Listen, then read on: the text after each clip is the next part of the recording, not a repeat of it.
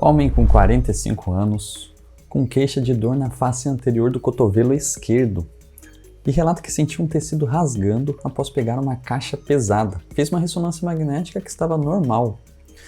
E aí, analisando as imagens, a primeira coisa que a gente suspeita é uma lesão de bíceps, né? Tendão do bíceps braquial. E aqui ele estava íntegro, usando a janela aqui, ó, da artéria, para a gente caracterizar melhor o bíceps na inserção, e o tendão estava preservado, tinha uma tendinopatia, mas não tinha sinais de rotura.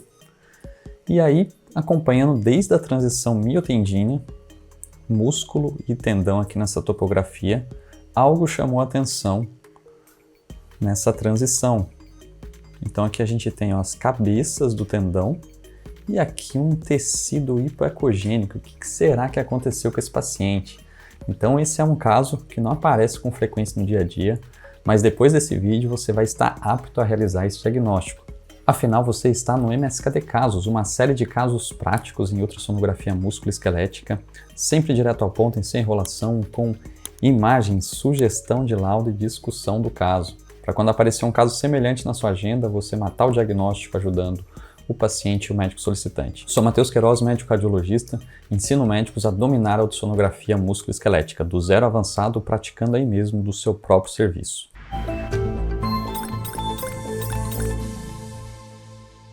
Então, iniciando aqui, novamente a primeira imagem, o paciente tinha uma dor na região anterior e a primeira coisa que a gente suspeita é uma lesão do tendão do bíceps braquial. Então, aqui a linha branca, a linha do osso e o tendão do bíceps aqui nessa topografia, inserindo. Então, quanto mais paralelo a gente deixa, mais fibrilar ele fica. Então, o tendão tinha uma certa tendinopatia bem nessa região aqui, ó.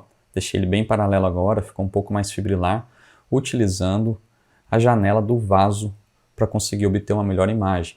Mas o principal aqui é que não tinha nenhuma desinserção, que com essa história a gente já pensa ali numa rotura, numa desinserção do tendão do bíceps braquial. E agora acompanhando desde a transição muscular e tendínea, então essa linha branca bem aqui nessa região, vocês vão observar que é o tendão se formando, aqui em cima já é músculo do bíceps também, aqui essa região é medial, e vamos observar também a formação das duas cabeças do tendão do bíceps braquial. Então olha só, formou o tendão aqui nessa região, olha só as duas cabeças com anisotropia, então a gente aqui tem uma questão anatômica, né?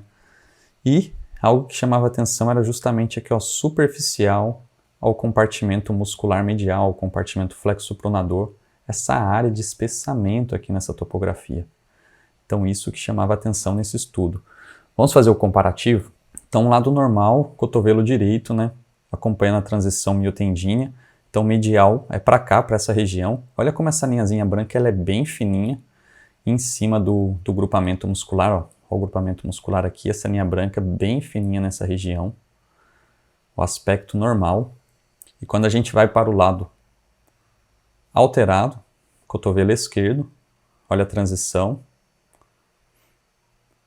Então indo para a região medial do cotovelo esquerdo, compara essas duas linhas, como essa aqui está bem mais alterada.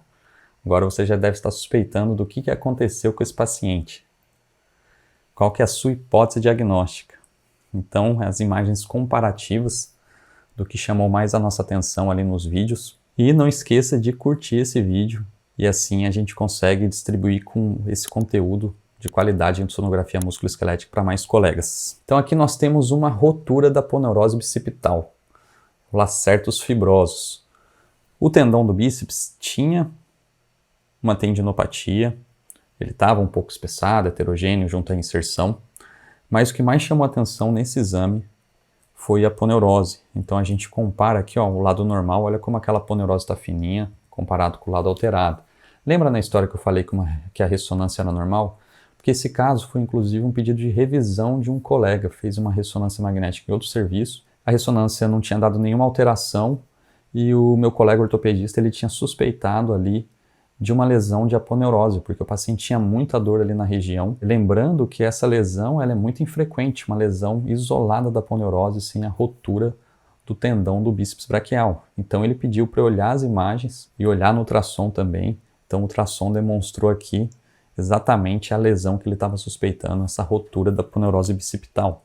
Então sugestão de laudo seria rotura da aponeurose bicipital com espessamento e hipocogenicidade da aponeurose. E aqui a gente tinha tendinopatia do bíceps braquial sem roturas. Então, o que é o lacertos fibrosos, né? O lacertos fibrosos, também conhecido como aponeurose bicipital, ela é uma estrutura fibrosa. Então, está bem aqui nessa região, uma estrutura fibrosa que se origina aqui do tendão do músculo bíceps braquial e se estende medialmente e se funde com a fáscia do antebraço.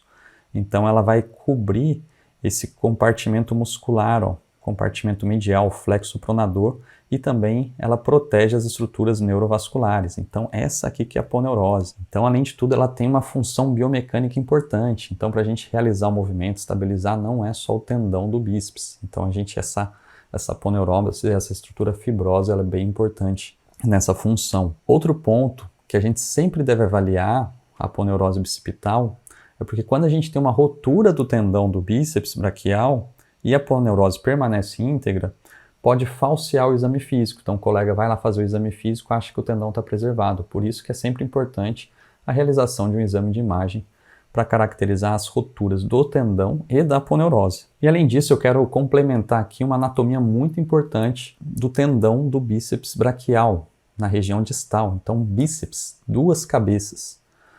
A gente tem, na origem, a cabeça longa, no tubérculo supraglenoidal, e a cabeça curta aqui no processo coracoide.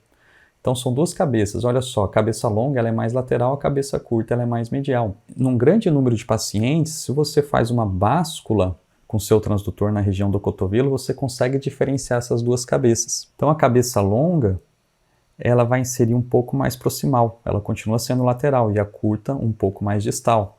E aqui, a topografia da aponeurose. Então, a cabeça longa ela é mais lateral e ela é mais proximal, e a cabeça curta ela é mais medial e distal. Então, no plano transversal, algo que é fundamental você realizar no seu exame é avaliar o tendão do bíceps braquial nos dois planos, longitudinal e transversal. E no plano transversal você vai procurar exatamente aqui, ó, a tuberosidade do rádio. Então, a tuberosidade do rádio, a gente tem um componente que insere mais proximal. Lembra quem que é o proximal?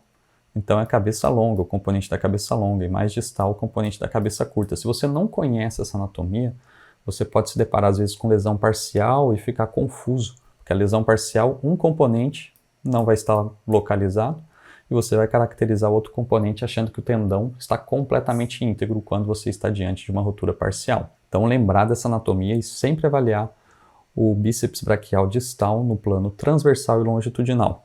Eu gosto de fazer essa avaliação justamente nessa posição em flexão para avaliar esses dois componentes. Agora, depois dessa explicação, vamos avaliar novamente o vídeo para a gente entender essa aponeurose.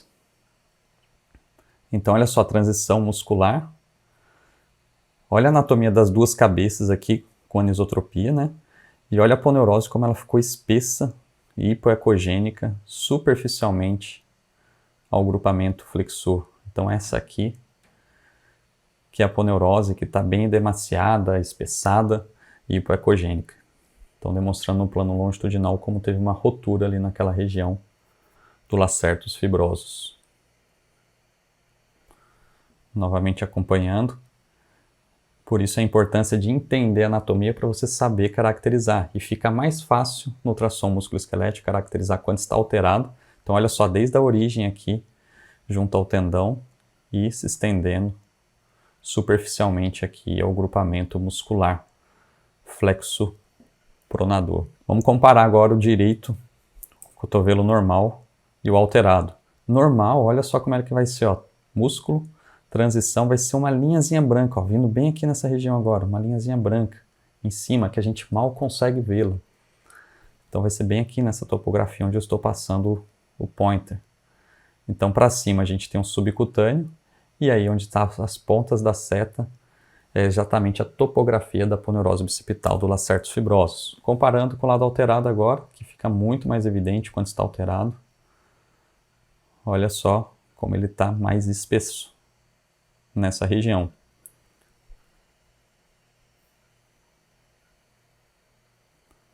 Então fica muito mais evidente, você não pode esquecer de sempre realizar o estudo comparativo na ultrassonografia musculoesquelética, porque isso você tem uma grande vantagem, que é através da comparação, saber o que está alterado. Então, dica prática, nos casos de suspeita de lesão do bíceps braquial, avaliar o tendão do bíceps braquial no plano longitudinal e transversal, lembrando daquela anatomia das duas cabeças. Em alguns casos você não vai conseguir diferenciar, mas sempre tente buscar aquela diferenciação para você entender aquela anatomia, principalmente do footprint, que é a topografia que ele insere na tuberosidade do rádio. E não esqueça de olhar agora para o lacertos fibrosos. Então, o caso que nós vimos é um caso muito pouco frequente, um caso raro, uma lesão isolada do lacertos fibrosos com tendão íntegro. Na maioria dos casos, a gente tem o quê? A rotura do tendão do bíceps braquial. Mesmo assim, precisamos avaliar lacertos. Quando o lacertos rompe, essa retração ela acaba sendo maior do tendão.